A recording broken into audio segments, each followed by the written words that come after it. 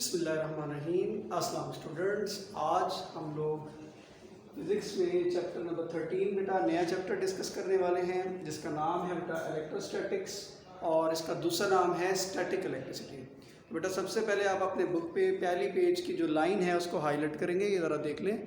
यहाँ लिखा हुआ the study of charges at rest is called static electricity और जो है इलेक्ट्रोस्टैटिक। अच्छा बेटा, आमतौर पर आप लोगों ने देखा होगा अभी स्टैटिक यानी कि ये ऐसी जिसमें चार्जेस रेस्ट में हो। आप थोड़ा हैरान हो रहे होंगे इस बात से कि सर हमने करंट के हवाले से पढ़ा हुआ और करंट के अंदर तो हमने ये पढ़ा हुआ है कि चार्जेस मूव करते हैं, इलेक्ट्रॉन्स यानी कि मूव करते हैं।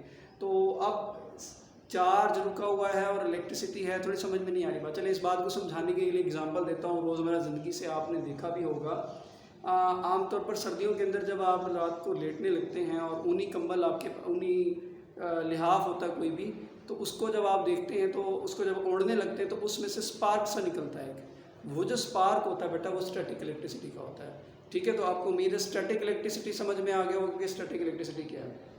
अच्छा, इस यूनिट में हम लोग जो चीज़ें पढ़ने वाले हैं वो स्टैटिक चार्जेस के हवाले से इलेक्ट्रिक फोर्स के बारे में पढ़ेंगे हम लोग। इलेक्ट्रिक फील्ड, ये फर्स्ट पैराग्राफ के हवाले से मैं बात कर रहा हूँ, यहाँ पर ये देख लें, आपको नज़र आ रहा होगा। ठीक है, तो हम लोग इसके अंदर जो पढ़ने वाले हैं इलेक्ट्रिक फोर्स के हवाले से, इलेक्ट्रिक फील्ड के हवाले से, इलेक्ट्रिक पोटेंशियल के हवाले से। ठीक है जी। अब सबसे पहला जो आर्टिकल है हमारा प्रोडक्शन ऑफ इलेक्ट्रिक चार्जेस। तो हम चार्जेस को प्रोड्यूस कैसे करवाते हैं। तो उससे पहले अगर आप देखें कि अगर एक एग्जांपल समझ लें, आपने आमतौर पर हो सकता है ये एक्टिविटी की होगी, बहुत सारे लोगों ने हो सकता है ये एक्टिविटी पहले की हुई हो कि आप लोग क्या करते हैं, कंघा लेते हैं, उसे अपने बालों में से जो है गुजारते हैं, 2-3 दफ़ा कॉम्ब करते हैं और उसके बाद आप क्या करते हैं, कागज़ के कुछ टुकड़े काट के रखे होते हैं, आप उसके करीब अपने कंघे को लेकर जाते हैं तो आप देखते हैं कि वो कागज़ के जो टुकड़े हैं वो उन कंघे के साथ चिपक जाते हैं, अट्रैक्ट हो जाते हैं। तो बेसिकली क्या होता है कि आपकी कॉमिंग से उस पर चार्ज आ जाता है जिसकी वजह से जो है वो दूसरे उन पेपर पीसेस को अट्रैक्ट कर लेता है। इसी तरह से वो कह रहा है कि अगर आप जो है अंबर को, ये तो लिखा हुआ अंबर व्हेन रब्ड विद सिल्क, उसको भी अगर आप करें तो फिर भी जो है वो पीसेस ऑफ पेपर को जो है अट्रैक्ट कर लेता है। तो ये जो प्रॉपर्टी है इसको यहाँ से देख लें ज़रा, इसे हाईलाइट भी कर लीजिएगा। दिस प्रॉपर्टी ऑफ अट्रैक्शन और repulsion between substances is due to electric charges they acquire during rubbing. इसका क्या मतलब है, ये अहम लाइन भी है, इसको हाईलाइट भी करेंगे। इसका मतलब ये है कि आपकी ये जो प्रॉपर्टी हासिल हुई है अट्रैक्शन की या रिपल्शन की, ये सब्सटेंसेस के दरमियान ये इलेक्ट्रिक चार्जेस जो उन्होंने रबिंग के दौरान हायर किए हैं। इससे एक बात और क्या समझ में आ रही है कि प्रोडक्शन ऑफ इलेक्ट्रिक चार्जेस का जो जरिया अभी आपने देखा है वो क्या है, रबिंग है। चलिए इस बात को समझने के लिए एक्टिविटी 13.1 देख लेते हैं। आपकी बुक में यहाँ शो हो रही होगी, इसकी डायग्राम 13.2 है। मैं मज़ीद अगर यहाँ से क्लियर नज़र ना आ रहा हो तो मैं ऊपर भी शो कर दूँगा। एक्टिविटी 13 इससे पहले एक पैराग्राफ और भी है, ज़रा उसको भी देख लें। ये वाला पैराग्राफ भी इंपॉर्टेंट है, इसमें कुछ बातें इंपॉर्टेंट है वो भी मैं बता देता हूँ। वो कह रहा है when we produce electric charge by rubbing a neutral body with another neutral body. जब आप अगर हम इलेक्ट्रिक चार्ज को प्रोड्यूस कर सकते हैं अगर एक न्यूट्रल बॉडी को दूसरे न्यूट्रल बॉडी के साथ रगड़ा जाए। आपके ज़हन में आ रहा होगा सर उस पर भी कोई चार्ज नहीं है, उस पर भी कोई चार्ज नहीं है, दोनों को रगड़ेंगे, दोनों के ऊपर कैसे चार्ज आ जाएगा। ठीक है, तो अब वो कह रहे हैं इन चीज़ों को समझने के लिए जो है वो कुछ एक्टिविटीज़ हम लोग नीचे दे रहे हैं तो उनकी वजह से कर लें आप। सबसे पहले क्या मैंने बताया, एक्टिविटी 13.1 देखेंगे जिसमें हम प्लास्टिक रॉड को रब करने वाले हैं फर के साथ। ठीक है, तो आपने एक प्लास्टिक रॉड लेना है जैसे कि आपको डायग्राम में नज़र आ रहा होगा। तो उस प्लास्टिक रॉड को आपने एक स्पोर्ट के साथ सस्पेंड करना है जैसे आपको डायग्राम में शो हो रहा होगा, और आपने सिल्क के थ्रेड के साथ उसको बांधा हुआ है। अब आप उसके पास क्या करेंगे, उसको फर के साथ, फर कहते हैं बेटा खाल को, खाल के साथ जब आप रगड़ेंगे और उसे हॉरिजॉन्टली रखा हुआ आपने, तो उससे क्या होगा कि एक आप दूसरा प्लास्टिक रॉड लेंगे, ठीक है, उसको भी खाल के साथ रगड़ेंगे। अब इसको रगड़ के तो आपने पहले स्टैंड में लगा दिया जैसे कि यहाँ आपको नज़र आ रहा होगा। ठीक है, पहले वाले प्लास्टिक रॉड को आपने फर से रगड़ा और स्टैंड में लगा दिया। अब आपने एक और प्लास्टिक रॉड लिया, उसको भी फर से रगड़ा और इसके करीब लेकर गए।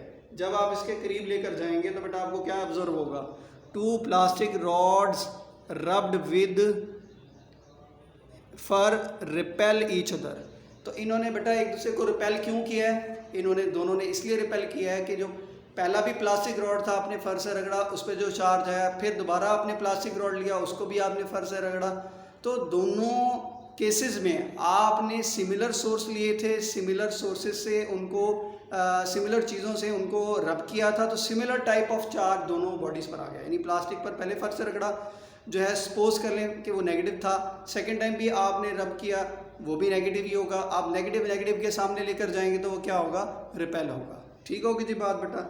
उसके बाद बेटा एक्टिविटी नंबर जो है 13.2 देख लें, जिसमें हम ग्लास रॉड को रब करने वाले हैं सिल्क के साथ। उसके लिए वो कह रहा है कि आप पहले एक ग्लास का रॉड ले लें, रब करें इसको सिल्क के साथ, और उसको इस तरह आपको स्टैंड में नज़र आ रहा होगा, यहाँ पर नज़र आ गया होगा, उम्मीद है फोकस कर लिया होगा कैमरे ने।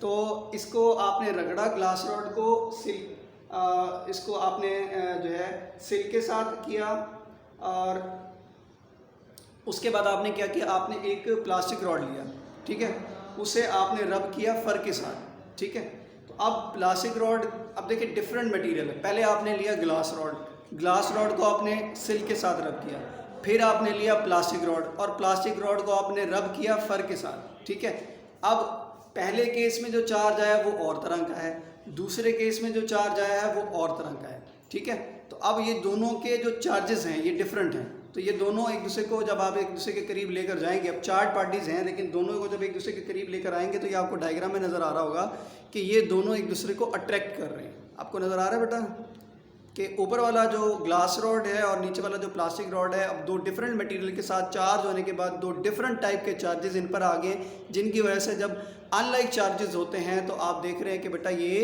एक दूसरे को अट्रैक्ट कर रहे हैं। ठीक है बेटा, बात समझ में आ गई होगी आपको। अच्छा, इसके बाद बेटा वो कह रहा है कि हमने अब इन एक्टिविटीज़ से क्या बात समझी है। ठीक है, तो हमने इन एक्टिविटीज़ से हमारे पास जो रिजल्ट्स आए हैं, सबसे पहले चार्ज, और मैंने आगे देखें बेटा लिखा हुआ डिफाइन।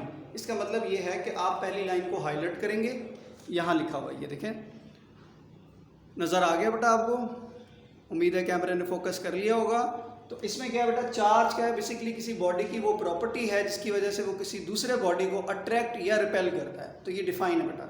ठीक है, ये एक आध दफ़ा मैंने देखा था किसी बोर्ड में आई हुई थी, मुझे एग्जैक्टली याद नहीं है कि मुल्तान बोर्ड था या कोई और बोर्ड था, लेकिन डिफाइन चार्ज वाली आई हुई थी।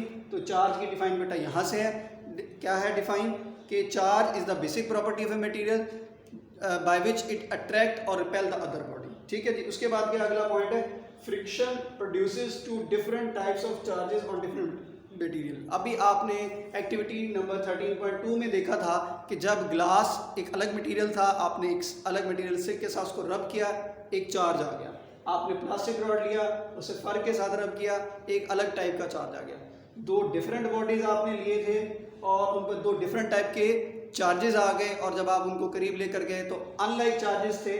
ठीक है जी, अनलाइक चार्जेस थे, तो इस वजह से उन्होंने एक दूसरे को अट्रैक्ट कर लिया। तो ये पॉइंट पे बन गया। और पहली एक्टिविटी 13.1 में आपने देखा था कि लाइक चार्जेस ने आपस में एक दूसरे को रिपेल किया था।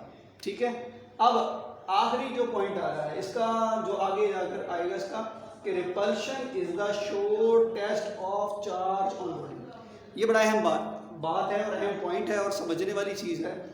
क्या कि रिपल्शन जब होगी, जैसा कि आपने पहले केस में देखा था कि प्लास्टिक रॉड ने को हमने फर से रब किया था, फिर प्लास्टिक रॉड दूसरा लिया था, उसको भी हमने फर से रब किया था, तो दोनों के ऊपर सिमिलर टाइप का चार्ज आया था और उन्होंने एक दूसरे को रिपेल किया था। तो हमने ये कहा कि रिपल्शन जो होगा ये sure test of charge on body होगा।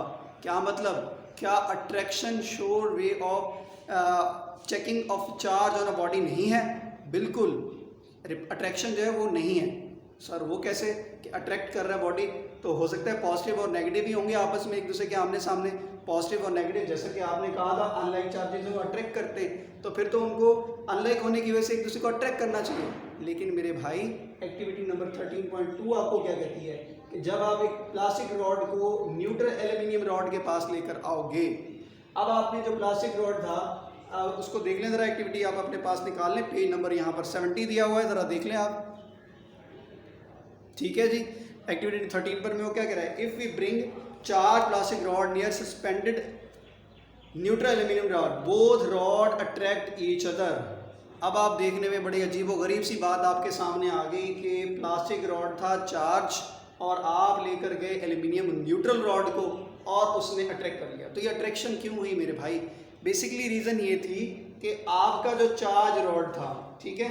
ये देखिए चार्ज प्लास्टिक रॉड पर आपको नज़र आ रहा होगा, यहाँ से मैं दिखा देता हूँ, नेगेटिव चार्ज है, नज़र आ रहा है बेटा आपको, उम्मीद है कैमरे ने फोकस कर लिया होगा। ये जो नेगेटिव चार्ज है बेटा, तो जब आप एल्यूमिनियम रॉड के पास लेकर जाते हो और वो न्यूट्रल है, तो न्यूट्रल होने की वजह से आप जानते हो उस पर जितने पॉजिटिव चार्जेस हैं उतने ही नेगेटिव चार्जेस हैं। तो जब न्यूट्रल रॉड के करीब आप नेगेटिवली चार्ज प्लास्टिक रॉड लेकर जाओगे तो वो क्या करेगा, उसके सारे पॉजिटिव चार्जेस को अपने एक एंड पर लाएगा और उसे अट्रैक्ट कर लेगा, और जबकि दूसरे चार्जेस को दूसरी साइड पर शिफ्ट कर देगा। तो ये जो बेटा उसका शिफ्टिंग प्रोसेस है, चार्जेस को डिस्प्लेस करवाना, अपने एंड पर नेगेटिव होने की वजह से पॉजिटिव चार्जेस को ले आना और उनको और दूसरी तरफ दूसरे शिफ्ट कर देना, ये जो अट्रैक्शन हुई है। अब अट्रैक्शन अगर शोर वे होता तो हम कहते हैं कि हाँ जी दो कोई मुख्तलिफ चार्जेस होंगे जिनकी वजह से जो है वो अट्रैक्ट हुआ है। हालांकि इस केस में ऐसा नहीं हुआ। एल्यूमिनियम रॉड न्यूट्रल था। न्यूट्रल कब होता है, जितने पॉजिटिव चार्जेस होते हैं उतने ही नेगेटिव चार्जेस होते हैं। तो आपके सामने क्या था, न्यूट्रल रॉड था, लेकिन उसके बावजूद भी उसने चार प्लास्टिक रॉड को अट्रैक्ट कर लिया। क्यों अट्रैक्ट कर लिया, क्योंकि उसने सारा नेगेटिव चार्ज एक एंड पे शिफ्ट कर दिया, सारा पॉजिटिव चार्ज दूसरे एंड पे शिफ्ट कर दिया और उसको अट्रैक्ट कर लिया। ये जो बेटा प्रोसेस होता है ना, इसे हम कहते हैं इलेक्ट्रोस्टैटिक इंडक्शन। ठीक है, ये जो आपको नज़र आ रहा है, आपको यहाँ ब्लू बॉक्स में भी नज़र आ रहा होगा, मैं पढ़ के सुना देता हूँ, फिर एक्टिविटी नंबर 13.4 को भी देख लेते हैं। ये देखें ज़रा, अब पुरानी किताबों में इसकी ज़रा डिफ़ाइन और थी, इस किताब में ज़रा डिफ़ाइन और है, तो मैं कोशिश करूँगा मैं दोनों आपको डिफ़ाइन जो है ना ऊपर शो कर दूँ। फिलहाल अभी मैं आपको ये बता रहा हूँ यहाँ से। When a charge body is brought close to an insulator conductor, आपने किसी इंसुलेटर के पास चार्ज बॉडी को लेकर गए हैं, the near end of the conductor, जो near end of the conductor होगा वो डेवलप कर लेगा अनलाइक चार्ज। क्यों, उसने अट्रैक्ट कर लेना है, उस अपनी चार्ज बॉडी ने दूसरे जो अनलाइक चार्ज होगा उसको अपने इर्द गिर्द ले आएगा। जबकि फार एंड पे क्या होगा, सारा इसकी वजह से, क्योंकि वो इसका लाइक चार्ज होगा ना, तो ये जो चार्ज बॉडी है लाइक चार्ज को रिपेल करेगा, तो ये फार एंड पे चला जाएगा। तो फिर क्या होगा, far end of the conductor develops a like charge. ये जो सेपरेशन ऑफ चार्जेस हुई है इसे बेटा कहते हैं इलेक्ट्रोस्टैटिक इंडक्शन। अब एक्टिविटी जो 13.4 है उसमें क्या कह रहा है बेटा कि आप ब्रिंग करें टू मेटल स्फीयर ए और बी। इसकी डायग्राम जो है वो मैं आपको शो कर दूंगा, यहाँ पे शो नहीं हुई मेरे पास पेज पर। ठीक है जी, दो मेटल स्फीयर ए और बी लिया आपने, उससे दो इंसुलेटेड स्टैंड पर लिया है और उन इंसुलेटेड स्टैंड के ऊपर इस तरह से लिया है। इसकी एग्जांपल हाँ यहाँ पर बोल के दे दिया उन्होंने। ये देखें ज़रा, यहाँ पर आपके पास ए और बी दो इंसुलेटेड स्टैंड है। आपने क्या किया, अब ये न्यूट्रल थे, आप एक प्लास्टिक रॉड लेकर आए, पॉजिटिवली चार्ज बॉडी आप एक लेकर आए, कोई भी पॉजिटिवली चार्ज रॉड आप लेकर आए। आप जब इसके करीब लाए तो आपने देखा कि जो न्यूट्रल बॉडी था उसका सारा नेगेटिव चार्ज ए वाले एंड पर आ गया, सारा पॉजिटिव चार्ज बी वाले एंड पर आ गया। ठीक है, अगर आपको डायग्राम यहाँ क्लियर ना भी नज़र आ रही तो बेटा मैं ऊपर शो कर दूंगा। ठीक है, अब उसके बाद आप क्या देख रहे हैं कि आपने थोड़ा सा दोनों के दरमियान स्पेस दी, और उसके बाद जब आपने देखा कि सारा नेगेटिव चार्ज एक रॉड पर आ गया, सारा पॉजिटिव चार्ज दूसरे रॉड पर आ गया, आपने बेटा उसको जो है वो हटा लिया। तो हटाने की वजह से क्या हुआ, तो वो सारे का सारा नेगेटिव चार्ज ए रॉड पर आ गया और सारे का सारा पॉजिटिव चार्ज बी एंड पर आ गया। तो ये बेटा हमारी डिफाइन को जाहिर कर रहा है कि जब आप किसी जो है चार्ज बॉडी को लेकर आते हो एक न्यूट्रल बॉडी के पास, और वो उसका सारा पॉजिटिव चार्ज एक एंड पर शिफ्ट हो जाता है, सारा नेगेटिव चार्ज दूसरे एंड पर शिफ्ट हो जाता है। तो ये जो सेपरेशन ऑफ चार्जेस आपने की है एक्टिविटी 13.4 के अंदर, ये बेटा आपका प्रोसेस का इलेक्ट्रोस्टैटिक इंडक्शन कहलाता है। I hope you understand. फिर भी बेटा अगर कोई इशू हो तो आप मुझसे डिस्कस कर सकते हैं।